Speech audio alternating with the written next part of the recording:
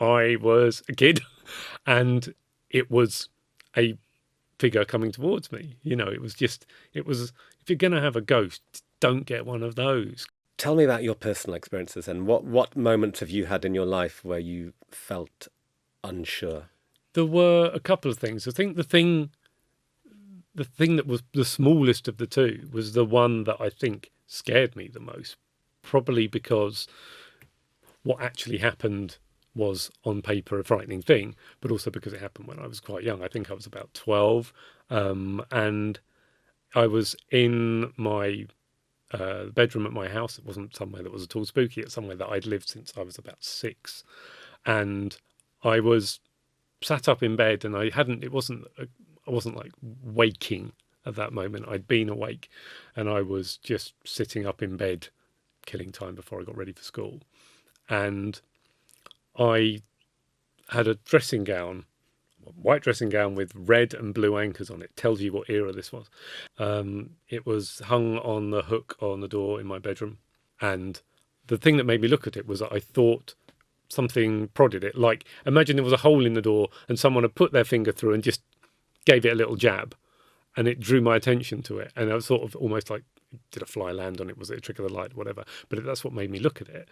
And what I thought I saw was it got off the hook as though someone was putting it on, but like not like it was the invisible man grabbing it and wrapping around his shoulders, like it was sort of being filled up, like it was being inflated, but the balloon that was inflating it became the shape of a person, and it turned and it came towards me, and the arm went up as though there was nothing. I couldn't see anything inside it, but it was the shape that it formed was as though someone was pointing.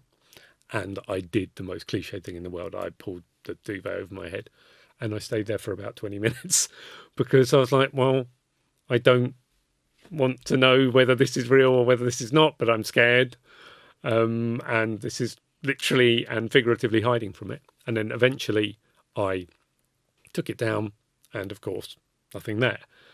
And I remember for ages, if I did tell people about it, and I told some of my friends about it, and they were between you're lying and okay, it was an optical illusion, which might be the case. But I remember when I told the story, or certainly when I told the story about them, I always said, and I pulled the duvet off and then the dressing gown was back on the hook on the back of my door.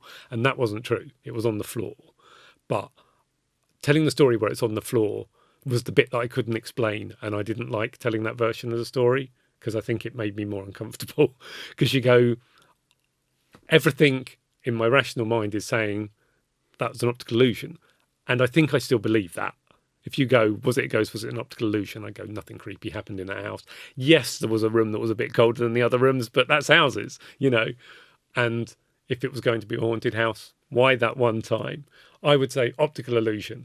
But the thing that I find tricky to explain is you go, well, then why is the thing that was definitely on the back of my door then on the floor? And that's the only bit of it that makes me go, But it scared me for a really long time because I was a kid and it was a figure coming towards me. You know, it was, if you're going to have a ghost, don't get one of those.